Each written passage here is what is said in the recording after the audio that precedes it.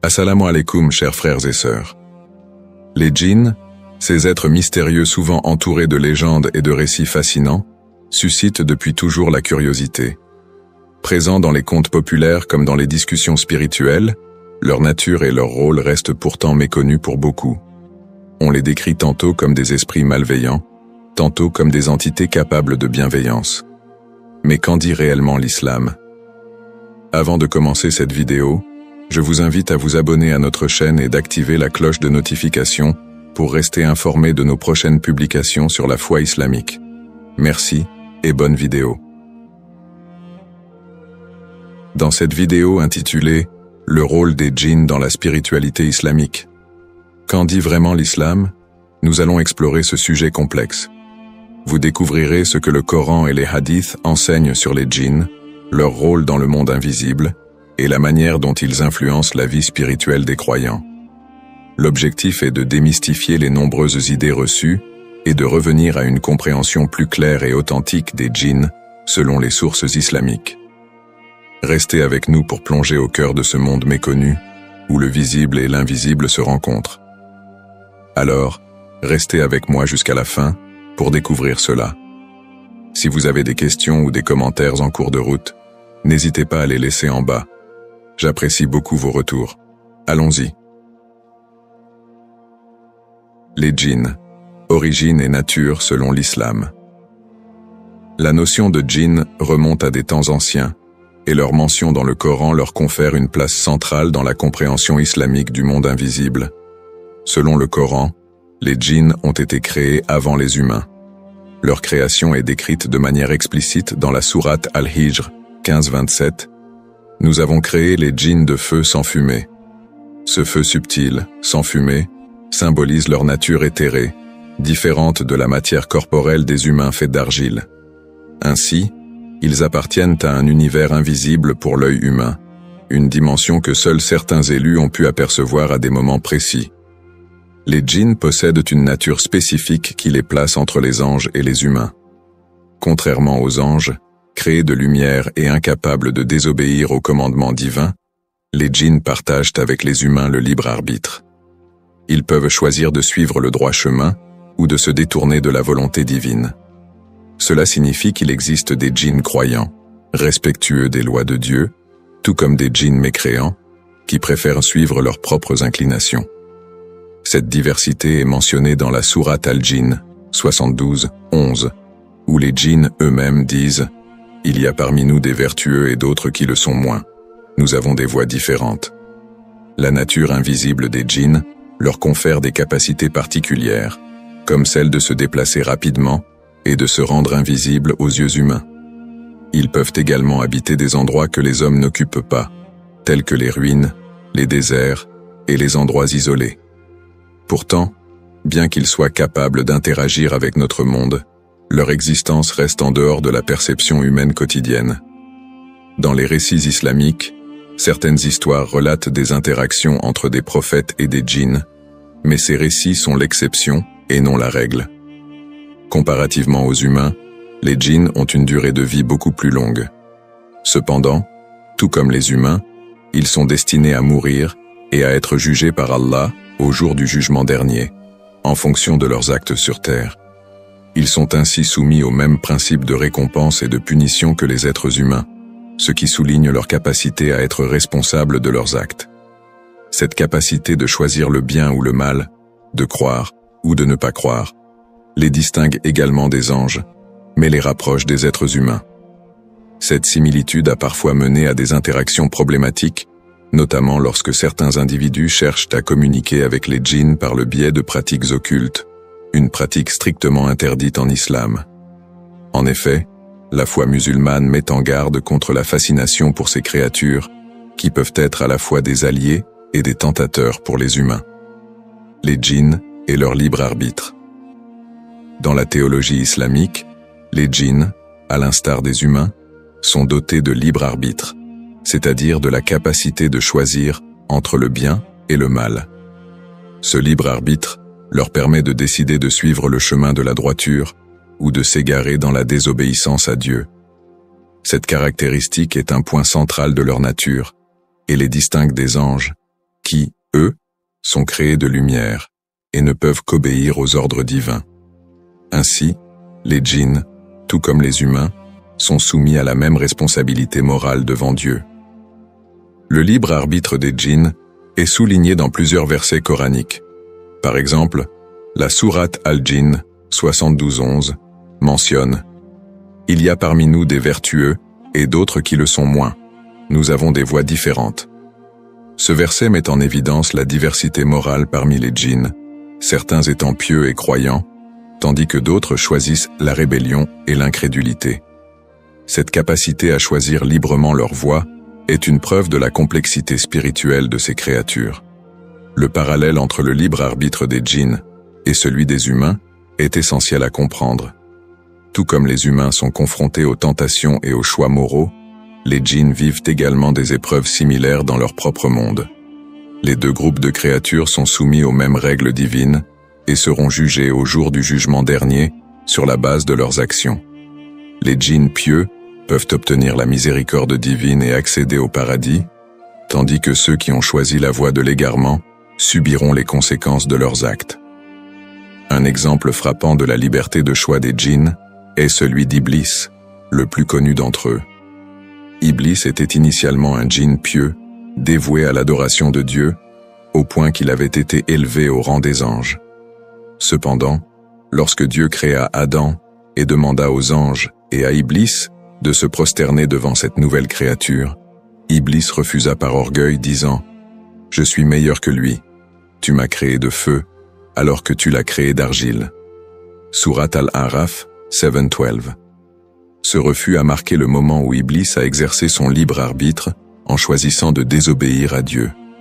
La désobéissance d'Iblis et sa rébellion contre Dieu ont entraîné sa condamnation à être rejeté du paradis, devenant ainsi le Shaitan, Satan, l'ennemi juré des humains. Cet épisode illustre parfaitement l'importance du libre arbitre parmi les djinns et la manière dont ce choix détermine leur destinée. Iblis, en choisissant la voie de la rébellion, a opté pour une existence de défi envers le Créateur, se consacrant à la tentation des humains pour les détourner du droit chemin. Ce récit coranique met également en lumière la responsabilité qui incombe aux djinns, tout comme aux humains, dans l'utilisation de leur libre arbitre. Dieu n'a pas contraint Iblis à la désobéissance, c'est par son propre choix qu'il a décidé de se rebeller. La conséquence de ce choix est un rappel pour tous, djinns et humains, de la gravité des actes et de la réalité du jugement divin. Ainsi, le libre arbitre des djinns ne se limite pas à une simple capacité de choix. Il s'inscrit dans un cadre plus vaste de responsabilité et de justice divine. Chaque djinn est libre de croire ou de ne pas croire, d'obéir ou de désobéir, mais il doit en assumer les conséquences, tout comme les humains. Cela montre la vision équilibrée de l'islam, qui accorde aux créatures de Dieu la liberté de se diriger, tout en leur rappelant que cette liberté s'accompagne d'un devoir de rendre des comptes.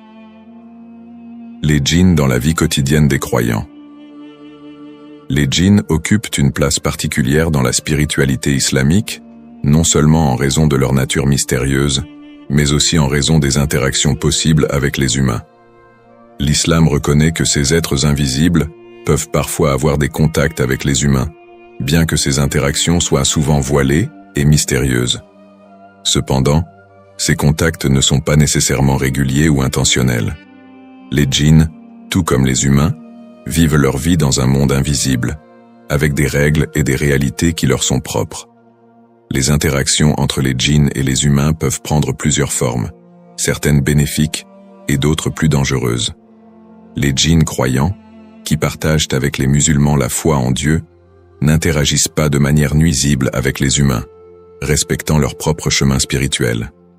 En revanche, certains djinns mécréants ou malveillants peuvent chercher à nuire ou à troubler les humains, par jalousie, curiosité ou volonté de semer le trouble.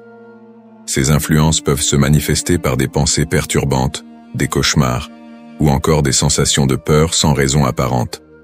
Cependant, l'islam insiste sur le fait que les djinns ne peuvent pas causer de mal direct aux humains sans la permission d'Allah. Les djinns ont aussi des rôles spirituels dans le monde islamique, notamment en tant que tentateurs. Leur influence peut être subtile, cherchant à détourner les croyants de la prière, de la droiture et de la sérénité. C'est pour cela que la spiritualité islamique accorde une importance particulière à la protection contre les influences invisibles, en incluant des invocations et des pratiques visant à éloigner les djinns malveillants. La récitation de certains versets coraniques, comme le verset du trône, Ayat al-Kursi, Surat al-Baqarah, 255, ou les deux dernières sourates du Coran, Surat al-Falaq et Surat an-Nas, est recommandée pour se prémunir contre le mal des djinns. Ces versets sont considérés comme des boucliers spirituels, apportant la protection divine contre les entités nuisibles. En plus des versets coraniques, la pratique régulière de la prière, la lecture du Coran et le respect des règles de purification sont des moyens efficaces de garder les djinns à distance. Le prophète Muhammad, paix et bénédiction sur lui, a enseigné plusieurs invocations spécifiques pour se protéger des djinns, comme celle à réciter avant de dormir ou en entrant dans des lieux inhabités comme les toilettes. Ces recommandations montrent que, bien que les djinns puissent être une réalité spirituelle, les croyants ont les moyens de se protéger par la foi et les enseignements prophétiques. En revanche, l'islam met en garde contre le recours à la sorcellerie et aux tentatives de communication volontaire avec les djinns. La sorcellerie, ou sihr en arabe, implique souvent des pratiques interdites qui cherchent à exploiter les pouvoirs des djinns pour obtenir des résultats surnaturels. De telles pratiques sont sévèrement condamnées dans la religion musulmane, car elles dénotent une tentative de manipulation des forces invisibles qui va à l'encontre de la soumission à la volonté de Dieu. Le Coran mentionne explicitement la gravité de la sorcellerie, notamment dans la sourate al-Baqarah, 202, où il est dit que ceux qui se livrent à ces pratiques n'ont aucune part dans l'au-delà. Le recours à la sorcellerie est non seulement considéré comme un acte de désobéissance à Dieu, mais il est également dangereux pour la personne qui s'y engage. En cherchant à établir des pactes ou des alliances avec des djinns, les humains s'exposent à des conséquences spirituelles et psychologiques graves. Ces interactions peuvent attirer des djinns malveillants, qui finissent par troubler la personne au lieu de l'aider. L'islam enseigne que toute forme de pouvoir ou de capacité spirituelle ne peut venir que de Dieu, et non de la manipulation des djinns. Il est donc essentiel pour les croyants de comprendre que le véritable pouvoir réside dans la soumission à Dieu et la recherche de sa protection. Les djinns ne sont pas à craindre outre mesure tant que les règles islamiques sont respectées et que l'on cherche à vivre dans la rectitude. La foi en la protection divine, combinée à une pratique religieuse sincère, permet de se prémunir contre les troubles que les djinns pourraient causer. En gardant une vision équilibrée, l'islam invite les croyants à ne pas se laisser distraire par les djinns, mais à concentrer leur énergie sur leur relation avec le Créateur.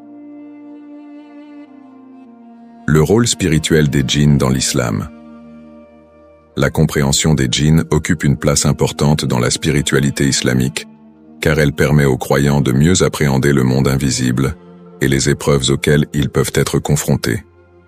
Les djinns, étant des créatures dotées de libre arbitre et vivant dans une réalité parallèle, représentent un aspect essentiel de l'univers créé par Allah. Apprendre à reconnaître leur existence et leur influence contribue à renforcer la foi des croyants, tout en leur rappelant la complexité de la création divine. Dans l'islam, les djinns jouent un rôle particulier dans les épreuves spirituelles que peuvent traverser les croyants. Ils sont souvent associés aux tentations et aux obstacles que les musulmans doivent surmonter pour maintenir leur foi et leur piété. En tant que créatures invisibles, certains djinns malveillants cherchent à semer le doute, la peur ou à influencer négativement les pensées des individus. C'est notamment le cas de Shaitan, Satan, qui est le plus célèbre des djinns ayant choisi la désobéissance à Dieu.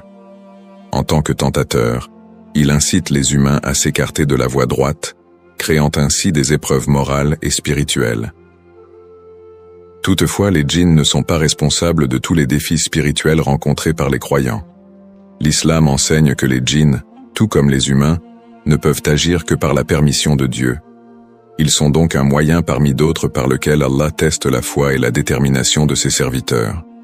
Ces épreuves visent à renforcer la piété et à encourager les croyants à se tourner vers la prière et à rechercher la protection divine. Les djinns, en tant qu'éléments du monde invisible, rappellent aux musulmans l'importance de rester vigilants face aux tentations, tout en se reposant sur la guidance d'Allah. Le prophète Muhammad, paix et bénédiction sur lui, a transmis de nombreux hadiths pour aider les croyants à se protéger de l'influence des djinns. Parmi ses enseignements, il a recommandé la récitation de certains versets du Coran pour éloigner les djinns malveillants et préserver sa tranquillité spirituelle. Par exemple, le prophète a conseillé de réciter l'ayat al-Kursi, sourate al-Baqarah, 255, avant de dormir pour se protéger des mauvaises influences. De même, les 2 dernières sourates du Coran, sourate al-Falaq et sourate an-Nas, sont souvent récitées pour se prémunir contre les maux des djinns et autres dangers invisibles. Un autre hadith célèbre rapporte que le prophète a dit « Quand l'un de vous entre dans sa maison et qu'il mentionne le nom d'Allah en entrant et en mangeant, le diable dit à ses compagnons « Vous n'avez ni lieu où passer la nuit, ni repas. » Sahih Muslim. Cela montre que la simple mention du nom de Dieu peut éloigner les djinns nuisibles et préserver la paix au sein du foyer. Ainsi, ces pratiques de protection ne relèvent pas de la superstition, mais sont profondément ancrées dans la tradition prophétique, invitant les croyants à renforcer leur lien avec Allah pour surmonter les épreuves. Le rôle des djinns dans la spiritualité islamique s'étend aussi à la compréhension du destin et de la foi en Dieu. Les djinns, bien qu'étant des créatures invisibles et capables de nuire dans certains cas, ne sont jamais en dehors de la volonté divine. Leur existence rappelle aux croyants que tout ce qui se passe dans l'univers, visible et invisible, fait partie du plan d'Allah. Cette perspective invite à une acceptation du destin, où même les tentations ou les perturbations causées par les djinns sont perçues comme des épreuves permettant de grandir spirituellement. Le croyant est ainsi encouragé à voir, au-delà des difficultés immédiates pour percevoir la sagesse divine qui se cache derrière chaque épreuve. Les djinns ne sont qu'un élément parmi tant d'autres dans cette vision globale de la création divine. Leur existence souligne l'importance de la vigilance et de la lutte contre les tentations, tout en rappelant que seul Allah détient le pouvoir ultime sur toute chose. Les croyants apprennent à placer leur confiance en Dieu, sachant que chaque difficulté, même celle causée par des forces invisibles, peut être surmontée par la foi, la patience et la prière. Les mythes et réalités sur les djinns. Les djinns occupent une place centrale dans de nombreuses histoires et récits populaires à travers le monde musulman et au-delà. Leur nature mystérieuse et leur capacité à interagir avec le monde humain ont alimenté une multitude de légendes et de croyances, souvent teintées de peur et de superstition. Ces récits populaires évoquent fréquemment des histoires de possession, de malédiction et de rencontres terrifiantes avec des djinns qui hantent des lieux ou prennent possession de personnes. Ces contes ont façonné l'imaginaire collectif et créé un véritable folklore autour des djinns, où ils sont perçus comme des esprits malveillants prêts à semer la terreur. Cependant, il est essentiel de distinguer ces croyances populaires des enseignements de l'islam sur les djinns. Dans la culture populaire, les djinns sont souvent représentés comme des créatures démoniaques dont la principale occupation serait de tourmenter les humains. Des histoires de possession, où des personnes prétendent être contrôlées par des djinns, circulent abondamment. On raconte aussi que les djinns habitent des lieux isolés comme les déserts, les ruines ou les maisons abandonnées, et qu'ils prennent parfois des formes animales pour se dissimuler. En contraste, les enseignements islamiques offrent une perspective plus nuancée sur la nature et le rôle des djinns. L'islam reconnaît leur existence, mais ne les réduit pas à des êtres malveillants. Selon le Coran, les djinns sont une création de Dieu, dotés de libre arbitre, tout comme les humains. Certains djinns sont croyants et pieux, tandis que d'autres choisissent de désobéir à Dieu, comme c'est le cas d'Iblis, Satan, qui était lui-même un djinn avant de se rebeller contre le Créateur. L'islam n'enseigne pas que les djinns passent leur temps à hanter les humains ou à provoquer des possessions, mais il reconnaît que certains peuvent chercher à troubler. Une mauvaise interprétation courante concerne la possession par les djinns. De nombreux récits populaires décrivent des individus prétendant être possédés, et dans certains cas, des rituels exorcistes sont pratiqués pour les libérer de cette emprise. Bien que l'islam admette la possibilité de possession par des djinns malveillants, il insiste sur le fait que cela reste rare et que la foi, la prière et le rappel de Dieu sont les meilleures protections. La peur exagérée des djinns qui se retrouvent dans le folklore n'est donc pas encouragée par les textes sacrés, qui incitent plutôt à placer sa confiance en Dieu et à ne pas accorder une importance excessive à ces créatures. Un autre mythe répandu est l'idée que les djinns peuvent être invoqués pour obtenir des pouvoirs surnaturels ou de la richesse. Ce genre de croyance alimente souvent des pratiques de sorcellerie où l'on cherche à faire des pactes avec les djinns pour obtenir des avantages personnels. L'islam, cependant, condamne fermement ce genre de pratique. Dans la sourate Al-Baqarah, 202, le Coran évoque ceux qui ont appris la sorcellerie pour séparer des couples et causer des maux, soulignant que ces pratiques ne mènent qu'à la perdition. Il est donc clair que le recours aux djinns pour obtenir des faveurs surnaturelles est considéré comme un acte de désobéissance à Dieu. Des anecdotes populaires illustrent bien la différence entre ces croyances et les enseignements islamiques. Par exemple, dans certaines cultures musulmanes, on raconte que si un enfant est souvent malade ou qu'un lieu semble maudit, c'est probablement l'œuvre de djinns qui y habitent. Pour chasser ces présences, on recourt à des rituels non conformes à la tradition islamique, comme la fumigation de certains encens ou la récitation de formules ésotériques. En réalité, l'islam préconise des moyens simples et directs pour se protéger des djinns, comme la récitation des versets coraniques et les invocations enseignées par le prophète. Un autre exemple est la croyance selon laquelle les djinns peuvent se transformer en animaux pour nuire aux humains. On entend souvent dire que les chats noirs, les serpents ou les chiens sont des djinns déguisés. Pourtant, les textes islamiques ne soutiennent pas cette idée de manière systématique. Bien que le prophète Muhammad, paix et bénédiction sur lui, ait recommandé de prononcer le nom de Dieu en entrant dans des lieux susceptibles d'abriter des djinns, cela ne signifie pas que chaque animal étrange rencontré est un djinn déguisé. L'islam encourage une approche rationnelle, rappelant aux croyants de se protéger par la prière plutôt que de sombrer dans la superstition. Ainsi, bien que les djinns soient une réalité spirituelle reconnue par l'islam, de nombreux mythes entourent leur nature et leurs interactions avec les humains. L'islam met en garde contre les exagérations et les pratiques superstitieuses et encourage plutôt les croyants à rechercher la connaissance et la protection divine à travers les enseignements du Coran et de la Sunna. Les djinns ne sont pas des êtres à craindre outre mesure, mais à comprendre dans le cadre de la création divine, où leur rôle et leur existence rappellent la complexité de l'univers et la nécessité de toujours placer sa confiance en Dieu.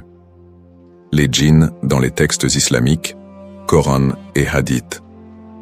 Les djinns sont mentionnés à plusieurs reprises dans les textes islamiques, notamment dans le Coran et les Hadiths, soulignant leur place et leur rôle dans la création divine. Ces références permettent de mieux comprendre la nature des djinns, leur relation avec les humains et les leçons spirituelles qu'ils incarnent.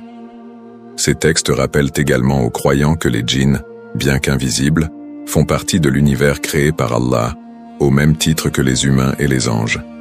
Les djinns dans le Coran, Sourate Al-Djinn, Sourate Al-Hijr et autres. Le Coran contient plusieurs versets qui parlent des djinns, notamment dans la Sourate Al-Djinn, 72, qui leur est entièrement consacrée. Dans cette sourate, des djinns témoignent de leur écoute du Coran et de leur conversion à l'islam après avoir entendu la parole divine. Ils disent « Nous avons entendu une lecture merveilleuse qui guide vers la droiture » Sourate Al-Djinn, 72, 1-2. Ce passage montre que, comme les humains, les djinns ont la capacité de croire et de se soumettre à Dieu, ou au contraire, de désobéir à ses commandements. Cette sourate met en lumière leur capacité à comprendre la révélation divine et leur possibilité de choisir leur propre voie. Dans la sourate Al-Hijr, 15-27, le Coran évoque la création des djinns. Et quant aux djinns, nous les avions créés auparavant d'un feu ardent. Ce verset souligne la nature spécifique des djinns, qui diffère de celle des humains créés à partir de la terre et des anges créés de lumière. Ce feu sans fumée dont sont faits les djinns leur confère une existence intangible et leur permet de se mouvoir dans un monde invisible aux humains. Cela explique en partie pourquoi les djinns peuvent se manifester ou disparaître à leur guise, tout en restant inaccessibles à la perception humaine ordinaire. Les hadiths authentiques sur les djinns. leur présence lors des prières et leurs interactions avec les prophètes. Les hadiths offrent de nombreux détails sur la nature et le comportement des djinns, en particulier en relation avec les pratiques religieuses des musulmans. Un hadith rapporté par l'imam Muslim raconte que le prophète Muhammad, paix et bénédiction sur lui, a dit « Lorsque vous entrez dans vos maisons et que vous mentionnez le nom de Dieu en entrant et avant de manger, les démons, djinns, disent « Vous n'avez ni lieu où passer la nuit, ni repas. » Cela montre que la simple mention du nom de Dieu peut empêcher les djinns malveillants de troubler les croyants, soulignant ainsi l'importance de la protection spirituelle à travers les invocations. Un autre hadith célèbre relate un incident où un djinn a tenté de perturber le prophète pendant sa prière de nuit. Le prophète l'a maîtrisé et a pensé l'attacher à un pilier de la mosquée pour que les musulmans puissent le voir. Mais il s'est souvenu de la prière de Salomon qui demandait à Dieu de lui accorder un règne que personne d'autre n'aurait après lui. Ce hadith souligne la capacité du prophète à interagir avec le monde des djinns, tout en rappelant que cette maîtrise est un don divin. Il montre aussi le respect que le prophète a pour les souhaits des autres prophètes, renforçant l'idée que la relation avec les djinns doit toujours être soumise à la volonté de Dieu. Importance des textes islamiques pour comprendre la relation entre djinns et humains. Les références aux djinns dans le Coran et les hadiths aident les musulmans à mieux comprendre la nature complexe des djinns et la manière dont ils peuvent influencer, positivement ou négativement, la vie spirituelle des humains. Ces textes rappellent que les djinns, tout comme les humains, ont des obligations religieuses et seront jugés selon leurs actions. Leur capacité à écouter et à comprendre la parole divine les place dans une position similaire aux hommes, mais leur existence dans le monde invisible leur confère une dimension mystérieuse. Les récits coraniques et les hadiths soulignent également la responsabilité des croyants de chercher la protection divine contre les influences néfastes. L'islam enseigne que les djinns peuvent chercher à influencer les pensées des humains, mais que ces tentatives restent limitées par la volonté de Dieu. La foi, la prière et les invocations sont donc les meilleurs moyens de se prémunir contre ces influences. Les enseignements prophétiques fournissent des outils concrets pour surmonter la peur des djinns et se concentrer sur une vie spirituelle saine et équilibrée. Leçons spirituelles, issues des textes sur les djinns. Les textes islamiques sur les djinns offrent plusieurs leçons spirituelles importantes. Tout d'abord, ils rappellent aux croyants l'importance de la vigilance et de la protection spirituelle. Les djinns, en tant que créatures invisibles, représentent les tentations et les épreuves que les croyants doivent surmonter pour maintenir leur droiture. La récitation des versets de protection, comme l'ayat al-Kursi, Surat al-Baqarah 255, et les 2 dernières sourates du Coran, montrent que la parole divine est le meilleur rempart contre les forces invisibles. Ensuite, les djinns sont un rappel de la diversité et de la complexité de la création divine. En reconnaissant leur existence, les croyants sont invités à méditer sur la grandeur de l'univers et la sagesse de Dieu, qui a créé des mondes visibles et invisibles, tous soumis à sa volonté. Cette prise de conscience renforce la foi en l'invisible et encourage une relation de confiance totale en Dieu. La place des djinns dans la culture spirituelle islamique. Les djinns occupent une place particulière dans la culture spirituelle islamique, influençant certaines pratiques religieuses et rituels quotidiens des croyants. La reconnaissance de leur existence, telle qu'enseignée par le Coran et les hadiths, pousse les musulmans à adopter des habitudes de protection spirituelle.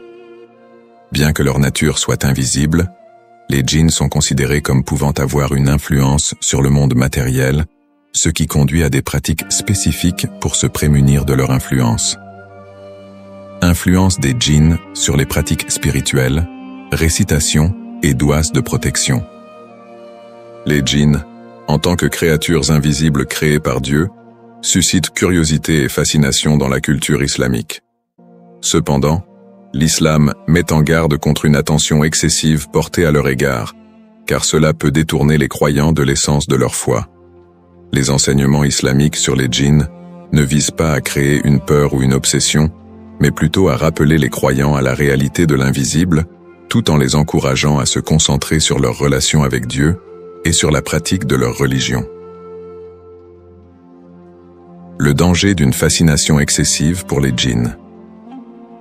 L'une des raisons pour lesquelles l'islam déconseille une obsession pour les djinns est le risque de perdre de vue les fondements de la foi.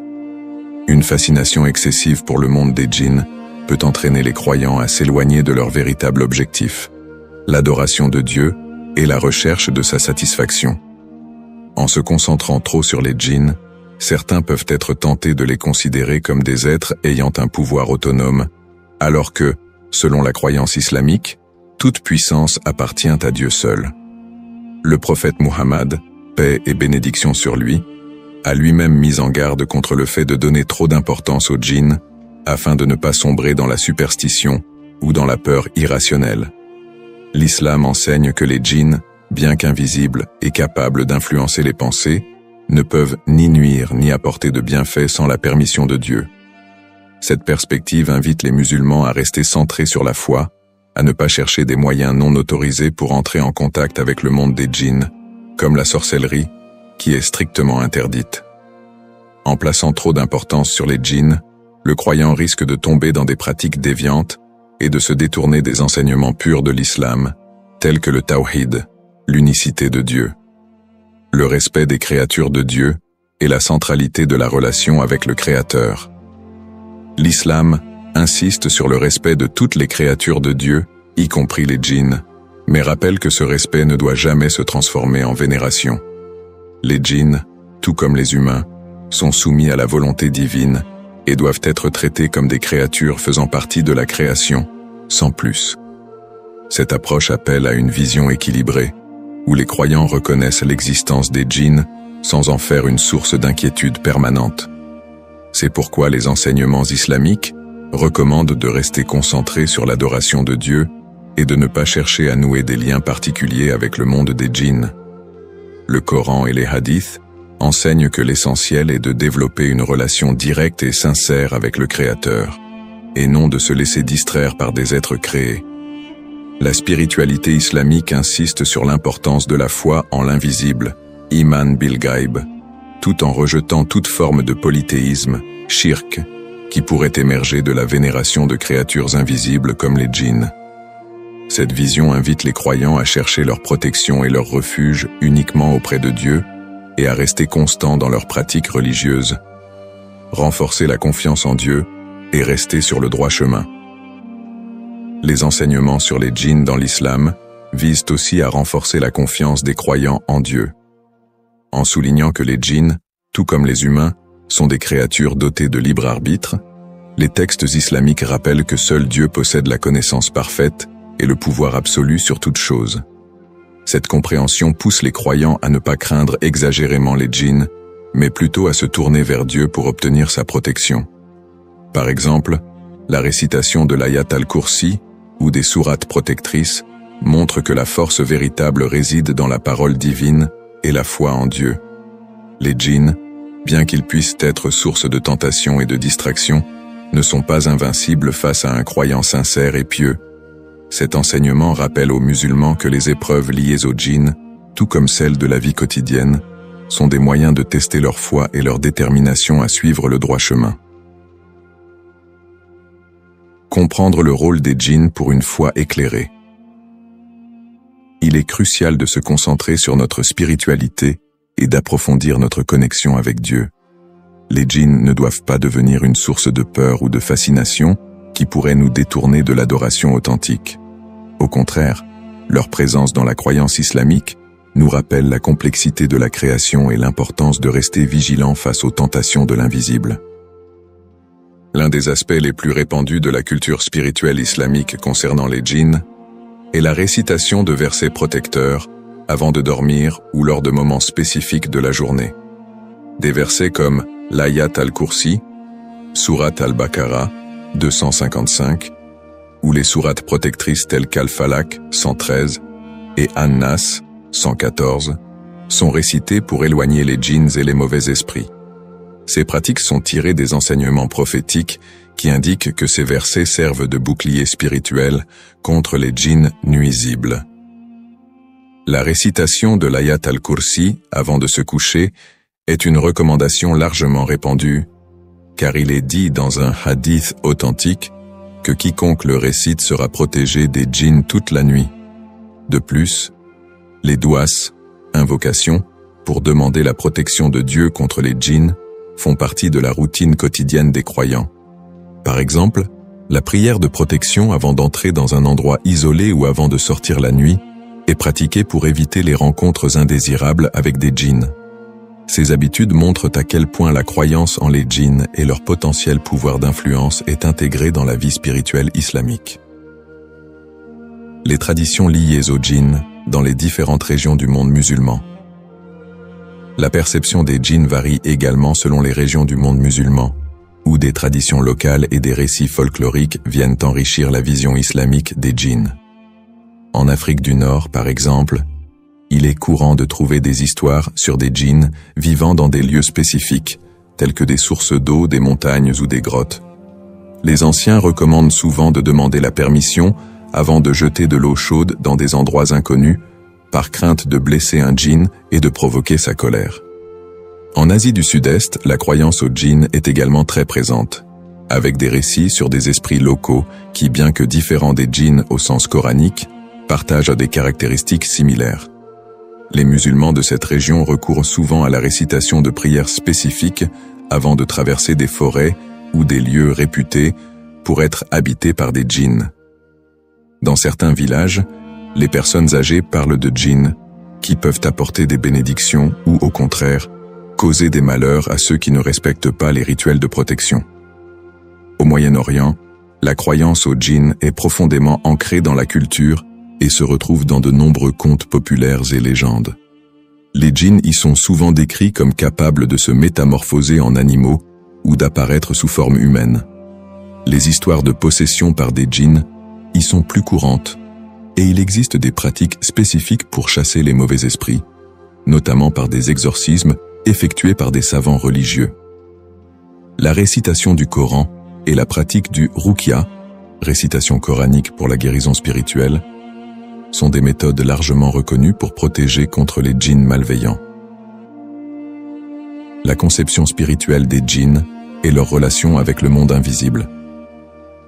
La conception islamique des djinns est étroitement liée à la vision plus large de l'univers invisible, connu sous le terme arabe de ghaib, l'invisible. Les djinns, tout comme les anges, font partie de ce monde qui échappe à la perception humaine directe, mais qui interagit avec le monde visible. Cette croyance en l'existence de créatures invisibles encourage les musulmans à avoir une conscience spirituelle plus profonde et à comprendre que la réalité matérielle n'est qu'une partie de la création divine. Les djinns sont considérés comme une preuve de la diversité de la création de Dieu et de la complexité de l'univers.